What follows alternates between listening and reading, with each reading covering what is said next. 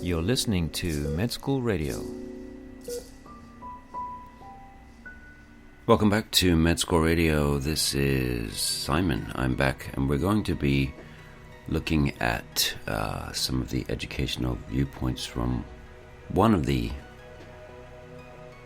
QBanks. So let's go ahead and start reading. I'm just going to be reading the viewpoints, the educational lessons from this QBank, and let's try to learn from them. Okay, first one. A number of ectopic tissues, I should say, are found in Meckel diverticulum, most commonly gastric epithelium. Gastric mucosa is present in 80% of cases of symptomatic Meckel diverticulum. Gastric acid production leads to ulceration and subsequent bleeding. Okay, so know that about Meckel diverticulum, that gastric acid production leads to ulceration and subsequent bleeding. Okay, next one. Anti-glomerular basement membrane, or GBM, antibodies react with collagen type 4, causing rapidly progressive glomerulonephritis with glomerular crescent formation on light microscopy, and immunofluorescence, demonstrating linear deposits of IgG-C3 along the GBM is characteristic. So I want you to just pay attention to the main points here. So remember here that the linear deposits of IgG and C3 are found along the glomerular basement membrane. Okay, next one. Post-streptococcal glomerulonephritis is an immune complex mediated disease that occurs 2 to 4 weeks after group A beta hemolytic streptococcus infection. Immune complex is composed of IgG, IgM, and C3 are deposited along the glomerular basement membrane and are visible on electron microscopy as large dome-shaped subepithelial electron-dense deposits. So that was about post-streptococcal glomerulonephritis. Next one. This is about the thyroid gland. The thyroid gland is formed from evagination of the pharyngeal epithelium and descends to the lower neck. Due to failure of migration, the thyroid can reside anywhere along the thyroglossal duct's usual path, including the tongue, which is called a lingual thyroid. Next, this is about polyhydramnios, which is excessive accumulation of amniotic fluid. This presents with increased abdominal circumference out of proportion to gestational age. The etiology is decreased fetal swallowing or increased fetal urination. Fetal anomalies associated with impaired swallowing include gastrointestinal obstruction, for example, duodenal, esophageal, or intestinal atresia, and anencephaly. So this is about polyhydramnios. Okay, next one. Celiac disease, gluten-sensitive enteropathy.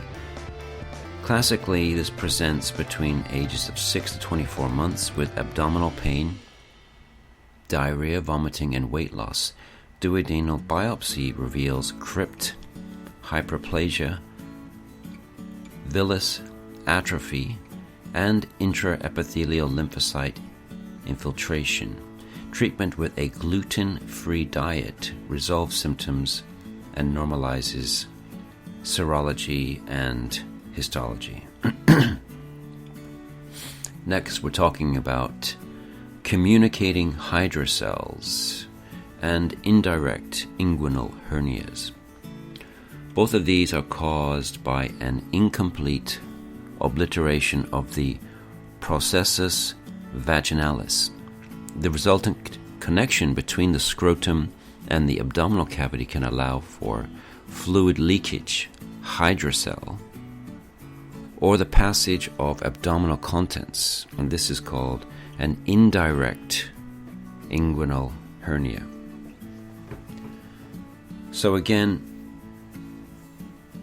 if there's fluid leakage, it's called a hydrocele, and if the abdominal contents enters, it's called an indirect inguinal hernia. Next, let's talk about the spleen.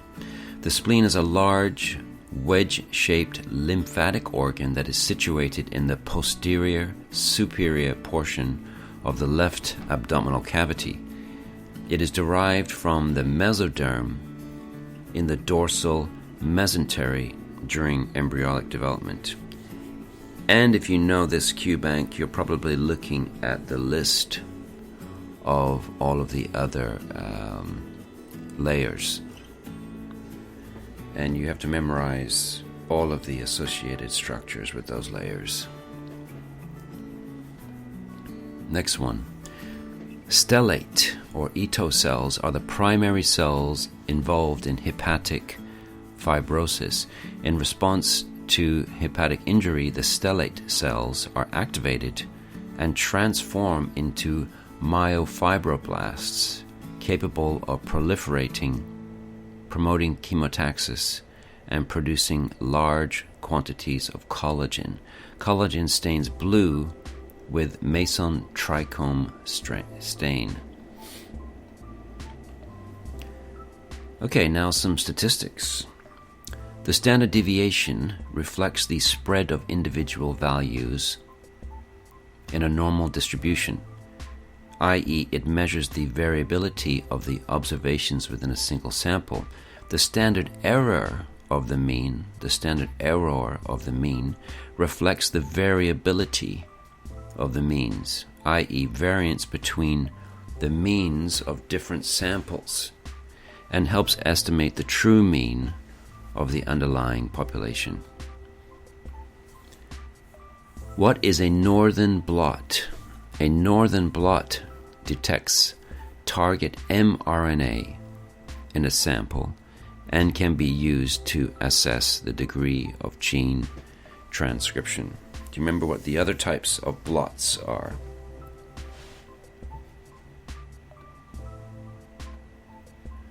Okay, let's do another.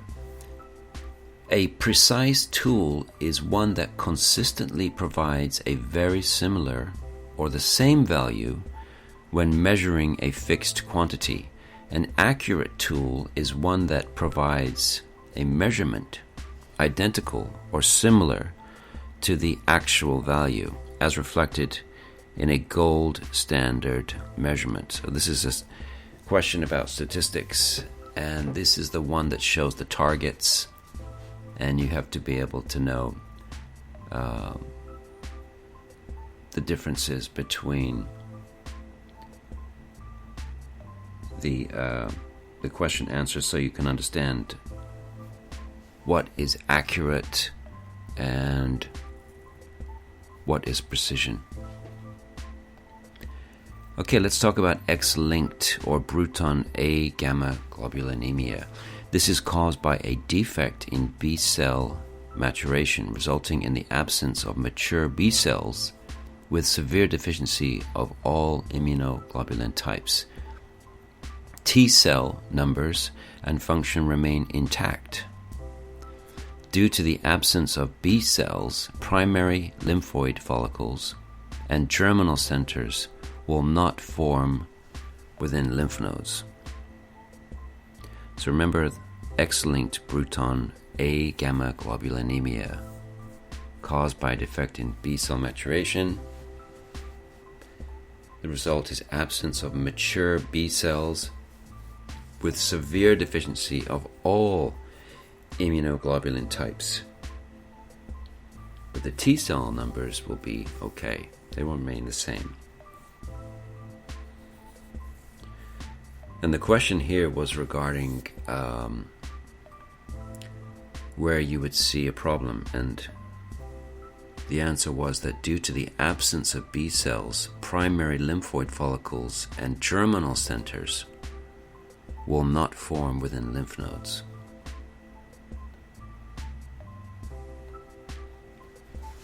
Okay. The FAS receptor acts to initiate the extrinsic pathway of apoptosis, apoptosis, however you say it. Mutations involving the FAS receptor or FAS receptor or FAS ligand can prevent apoptosis of autoreactive lymphocytes, thereby increasing the risk of autoimmune disorders such as lupus, systemic lupus erythematosus.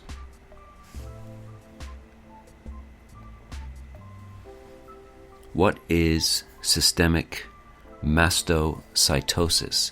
This is characterized by the abnormal proliferation of mast cells and increased histamine release.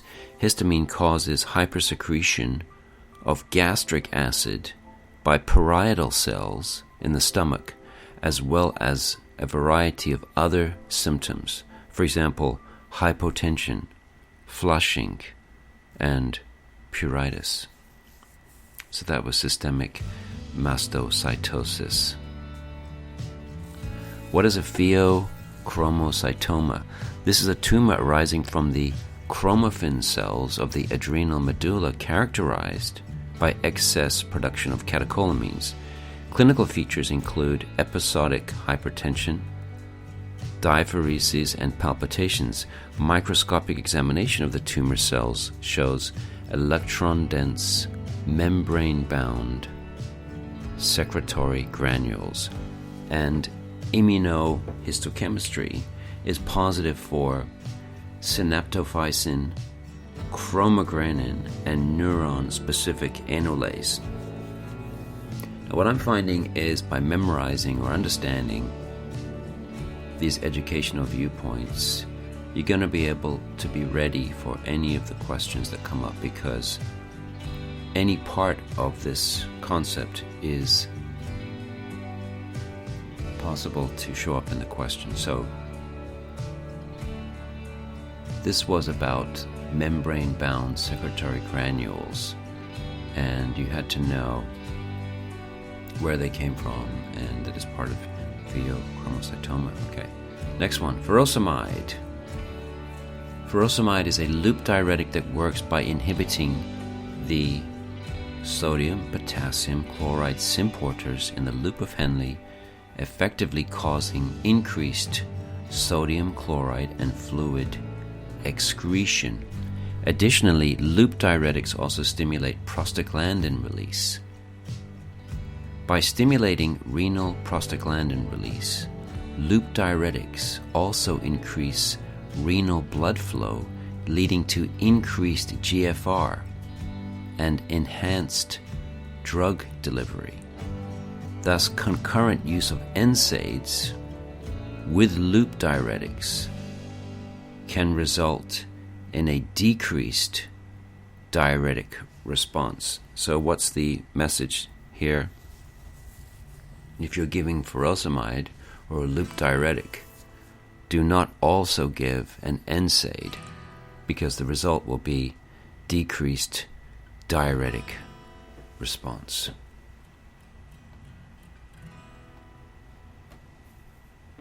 Okay, we're talking about the heart now. Stroke volume, ejection fraction, remember those? An increase in effective stroke volume or ejection fraction is depicted on the left ventricular pressure volume relationship by widening the loop with a shift in the isovolumic relaxation line to the left, indicating less residual blood volume in the ventricle at end systole. So you have to get used to looking at these pressure volume graphs, these graphs where they show the question and the example of what the other ones look like, and you can get used to them quite quickly by understanding the basic structure. Okay, let's do a couple more. Erythropoiesis stimulating agents, or ESAs, can substantially improve anemia symptoms by avoiding the need for blood transfusions in chronic kidney disease and dialysis patients. However, ESAs are associated with increased risk for hypertension and thromboembolic events.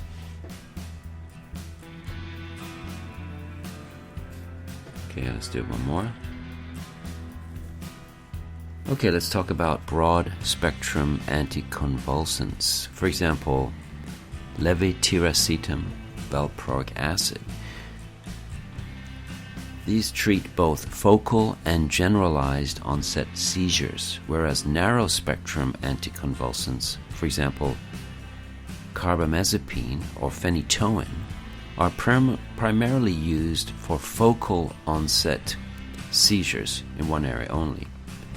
Because the seizures in juvenile myoclonic epilepsy are usually generalized onset, i.e. affect both cerebral hemispheres at onset, treatment is with a broad-spectrum agent, such as valproic acid.